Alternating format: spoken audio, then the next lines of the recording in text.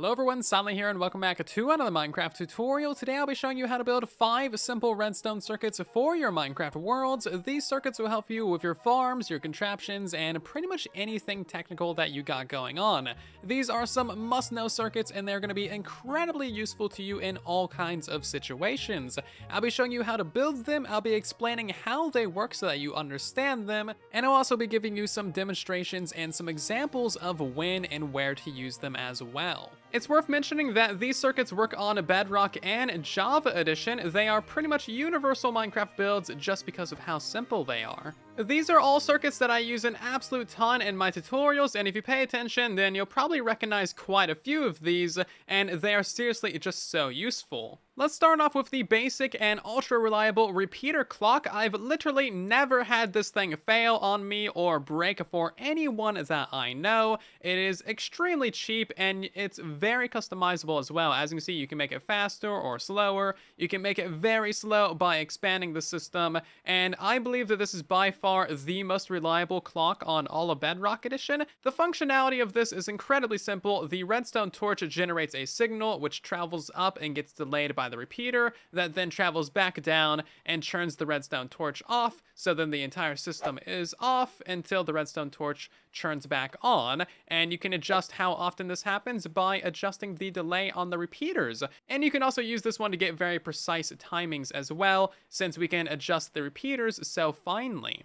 Building the basic version as simple as placing down a block, putting a repeater right there, piece of redstone dust, block above that, a redstone torch right here, and then a block above that, and then you have your clock. You can now turn it off by powering any of the 3 blocks or the piece of redstone dust. And keep in mind that this system can break if you redirect that redstone. So as you can see, if I put a lever right here, that's going to redirect the redstone and make it not power this block. So make sure that you don't redirect it to the left or to the right. Of course, you can still put some redstone off on that side, however. If you want a version with a little bit more delay, put down your repeater going into a block, redstone torch right there, repeater going in the opposite direction, a block right there, and then your redstone torch. And then you can adjust these repeaters to be on however many ticks you want. There's basically no way to break this system, and if you want even longer amounts of delay, you can just add in more repeaters. I've used this circuit as my main timing circuit for basically every tutorial in the last year, so everything from moss farms to storage systems to gas farms, you name it,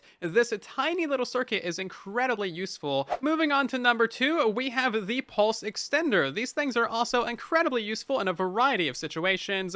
They take a very short pulse and turn it into a very, very long pulse. You can use this for things such as item collection or block breaking, or simply activating other parts of your redstone for a longer duration of time. Seriously, the sky is the limit when it comes to using these things. And of course, you can extend these and make your pulse very, very, very long, and there's really no limit to how long you can make this system. So how this system works is basically you have a signal strength of 15 right here, and then it's signal strength 15, and then it goes down to 14, and then it gets cycled back around. So this is signal strength 14, and then 13, cycles back around, and then 13, and 12, and so on and so forth until eventually it runs out and you get to signal strength of 0, and the system is turned off again. If you want the system to be a little bit faster, you can remove that block there, and then it'll be 15, 14, 14, 13, etc. So it kind of runs out like twice as fast. Building this is as simple as it sounds. You simply put down a comparator facing into either a block or a piece of redstone dust, redstone next to that, comparator going in the opposite direction, and 2 pieces of redstone dust. At the very least, you need 2 pieces of redstone dust on one side of the build. If you only have one like this, then it's never going to turn off because that's signal strength 15, that's 15, and then it just keeps on going around. It never decays. So you need at least 2 pieces of redstone dust on one side in order for it to actually run out, as you can see here. Of course, if you ever want to make the system longer, you simply just add in some more comparators, and that's really all there is to it. It is a super simple build. The last time I used a pulse pulse extender was for my multi-item storage system, which is a little bit too complicated for today's video, but basically anytime an item goes into the system, we turn on the pulse extender to keep the redstone on for longer than it normally would, giving the item enough time to go through the entire system, and as you can see, it works pretty well.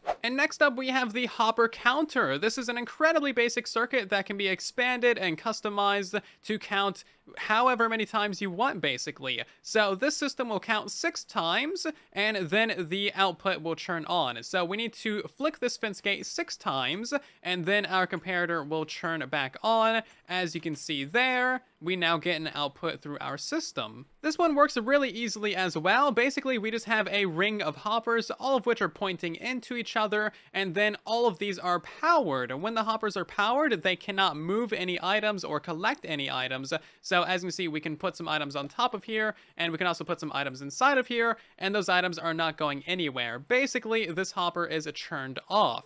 And whenever we give this thing a 1-tick pulse, that is going to churn off the redstone dust for just long enough that the item can move from one hopper to another. So we have an item in this hopper, and then if we turn this on for just a moment, that item is now going to be in this hopper. So if we power this piston 6 times, that will give us an output through our comparator, which we can then use for other things. Building the circuit is really straightforward. You just want yourself a sticky piston facing upwards with an observer facing away from it, a block behind that observer, and then a redstone torch. Place yourself down at least 2 hoppers like so, and then place a redstone dust on every single hopper except the one that is underneath this redstone torch. We're going to place a comparator pretty much anywhere that we want, and then place in yourself an item right there, and now you are done. So this particular counter will count every other time, so basically every other time that we activate this, we'll get a little bit of a signal through the system.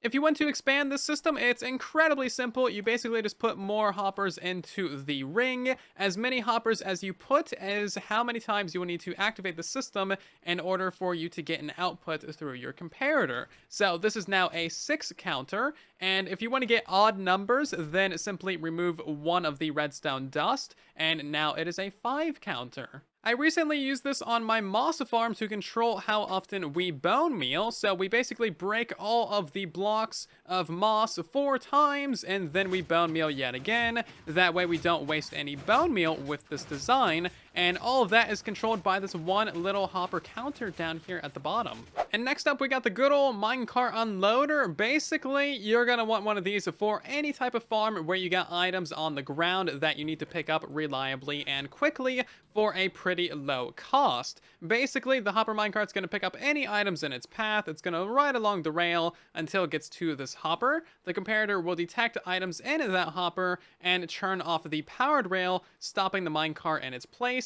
And then once all the items have gone into the chest, it will send the minecart back on its way. And of course, you can turn off this build in a variety of different ways.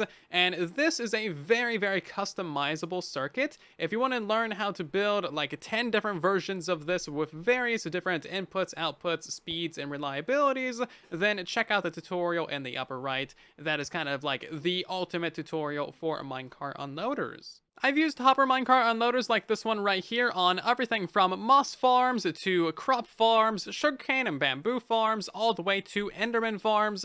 Seriously, they can be used on just about everything, and they are so worth it for any build where you don't want to invest a lot of resources into hoppers. One of the simplest but most useful storage tech solutions that you might find is this ultra simple double speed hopper unloader. So basically, this is going to unload a hopper at 2 times speed because this hopper is taking items out of it and putting those into the chest. Meanwhile, this hopper is also putting items into this hopper, which is also putting them into the chest. So if we put a stack of items in here, you can see that gets decreased by 2 every single time, and our chest is getting loaded up at 2 times speed. This is incredibly useful for any system where you have like water streams, putting a lot of items into one area. And of course, you can also double this up as well for 4 times speed unloading into a double chest. So if we put a stack of items into both of these are going to be at 2 times speed, equaling 4 times speed. And as you can see, it's just putting items into the chest incredibly quickly. Building this is incredibly simple. You just have your output chest right there, one hopper going to the side of it, one hopper going into the top of it, and then this is the main hopper that actually picks up items. Don't put any items into this hopper or this one, as that could potentially back up the system, and also it just won't get 2 times speed unloaded. So this should be the main one that's actually picking up things. Of course, if you want to have it be a double chest, just replace that with a double chest right there, hopper into the back, hopper into the top, and then a hopper into the side of that one. I use this system a lot on my fungus farm and a lot of other designs, but this farm produces 101,000 items per hour, so we have 6 double speed unloaders, which equals 12 regular unloaders, and of course each one of these double speed unloaders can handle 18,000 items per hour. So I got a whole bunch of other easy circuits I would like to share with you guys as well, but I wanted to keep today's video nice and short for you guys. But if you want a part 2, then let me know with a comment down below, and I might go ahead and make one of those for you. But otherwise, I hope that my explanations and redstone circuits in today's video made sense to you, and hopefully they serve you very well in your worlds as well. If you did enjoy today's video, then let me know with a comment down below, or just consider leaving a like or possibly subscribing. And thank you ever so much for watching. I'll see you down in the comment section, and in the next one, and then there was silence.